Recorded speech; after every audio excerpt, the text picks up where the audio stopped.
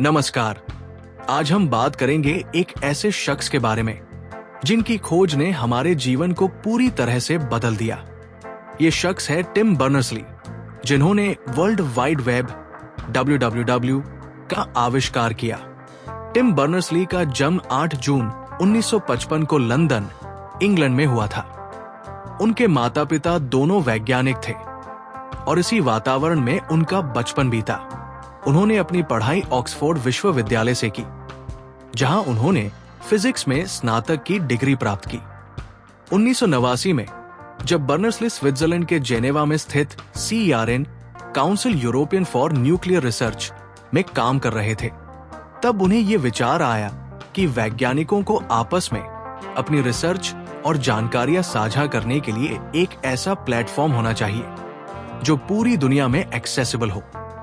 इसके लिए उन्होंने एक ऐसा सिस्टम डिजाइन किया जो एक सर्वर से दूसरे सर्वर तक डेटा ट्रांसफर कर सके। इसके परिणाम स्वरूप वर्ल्ड वाइड वेब का जन्म हुआ। बर्नर्स-ली ने इसे एक हाइपरटेक्स्ट सिस्टम के रूप में तैयार किया, जिसमें लिंक के जरिए उपयोगकर्ता एक पृष्ठ से दूसरे पृष्ठ तक जा सकते थे। पहली वेबसाइट info.cern.ch 1991 में लाइव हुई। ये वेबसाइट बहुत साधारण थी और इसका उद्देश्य केवल CERN के कर्मचारियों को जानकारी साझा करना था। लेकिन इसकी सफलता ने पूरी दुनिया में वेब की संभावनाओं को खोल दिया। वर्ल्ड वाइड वेब ने न केवल वैज्ञानिक समुदाय बल्कि पूरी दुनिया को जोड़ने का काम किया।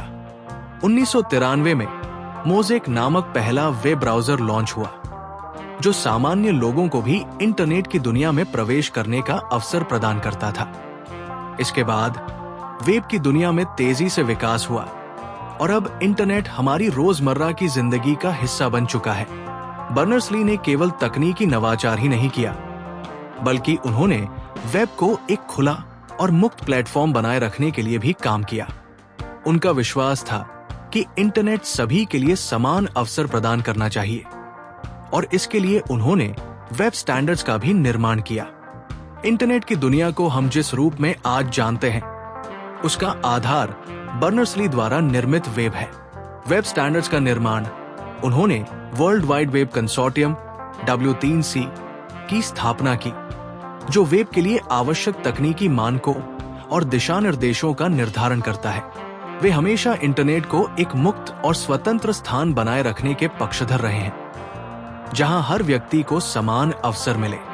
वेब के भविष्य को लेकर उनका दृष्टिकोण आज भी बर्नर्स-ली वेब के भविष्य को लेकर चिंतित है। उन्होंने कई बार अपनी आवाज उठाई है, खासकर डेटा सुरक्षा, गोपनीयता और इंटरनेट पर असमानता को लेकर। उनका मानना है कि हमें एक ऐसा वेब बनाना चाहिए जो सभी के लिए न्याय संगत हो और जहां व्यक्तिगत स्वतंत्रता और सुरक्षा दोनों का सम्मान किया जाए। टिम बर्नर्स-ली की खोज ने हमें न केवल इंटरनेट का लाभ दिया, बल्कि ये हमारी सोच और जीवन जीने के तरीके को भी बदल दिया। उनकी दृष्टि और कार्य हमें ये सिखाते हैं कि तकनीकी नवाचार का उद्देश्य केवल मानवता की भलाई होना चाहिए और यही वजह है कि उन्हें आज भी एक प्रेरणा माना जाता है। धन्यवाद।